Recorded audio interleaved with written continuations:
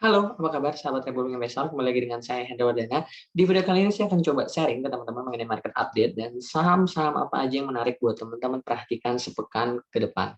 Oke, sebelum video ini dimulai, tolong bantu YouTube channel Republik Investor untuk subscribe, di like, di share, dan kalau misalnya memang ada komentar dari teman-teman, silakan komentar di kolom komentar. Oke, kita akan mulai videonya.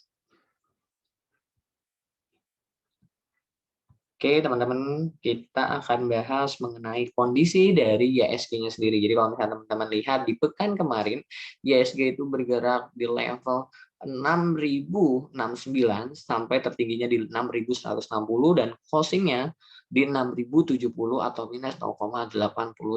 Jadi kalau misalnya teman-teman lihat kondisi dari IHSG sendiri kemarin breakdown di moving average 5-nya di 6.096 karena closing-nya di 6.070 dan sangat memungkinkan di pekan eh, ke depan, IHSG akan menguji moving average 20-nya di 6.057 atau bahkan di angka psikologisnya di angka 6.000 untuk IHSG. Jadi sangat memungkinkan pergerakan IHSG itu ada di range support di 6.000 sampai di resistennya di 6160. Jadi sangat memungkinkan pergerakannya itu akan bergerak di area psikologis 6.000 untuk supportnya dan dari resistennya ada di 6.160. Kita sembari melihat kondisi-kondisi perkembangan ekonomi, perkembangan dari kondisi pandemi kita dan sebagainya. Dan nanti kita akan lihat seperti apa. Dan kalau misalnya teman-teman lihat sendiri, untuk IISG di Jumat kemarin, asing itu banyak melakukan net sell sebesar 354 miliar. Dan selama sepekan kemarin, IISG sendiri asing banyak melakukan net sell sebesar 621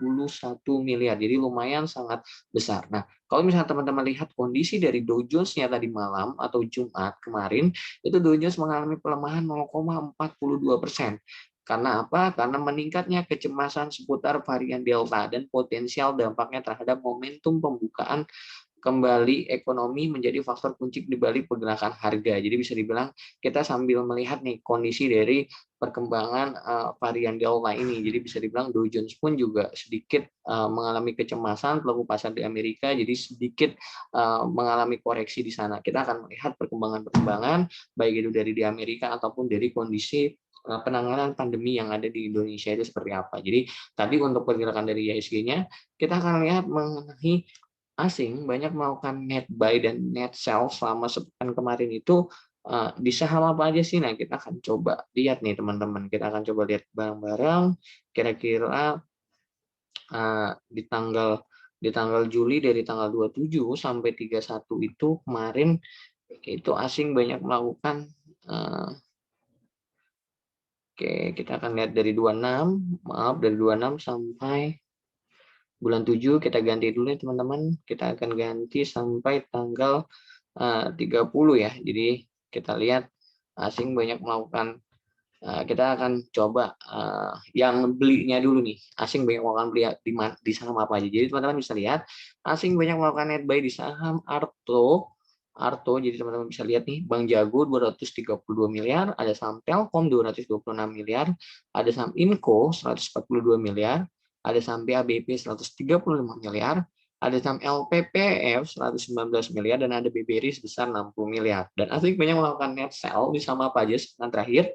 Teman-teman bisa lihat di sini ada BBC 256 miliar, ada TOWR 185 miliar, ada Antam 147 miliar, dan ada saham Astra 131 miliar, ada saham Bevin 130 miliar, dan ada saham DMMX sebesar 107 miliar. Nah, tadi kita udah bahas mengenai ISG, terus bagaimana peluang saham-saham yang menarik buat teman-teman coba cermati di sepekan ke depan. Oke, kita akan coba bahas saham yang menurut saya menarik untuk teman-teman buy on weakness. Jadi teman-teman bisa bisa coba lebih sabar untuk buy on weakness. Jadi untuk saham Indofood, yang pertama ada saham Indofood. Jadi teman-teman bisa lihat saham Indofood itu kemarin hari Jumat itu minus 4,71% atau di level 6.075. Jadi teman-teman bisa buy on weakness di angka psikologis atau di support di sininya teman-teman, di support klasiknya teman-teman bisa coba wait and see di 5.750 untuk saham Indofood. Kita akan lihat ketika misalnya saham Indofood ada di level 5.750 disertakan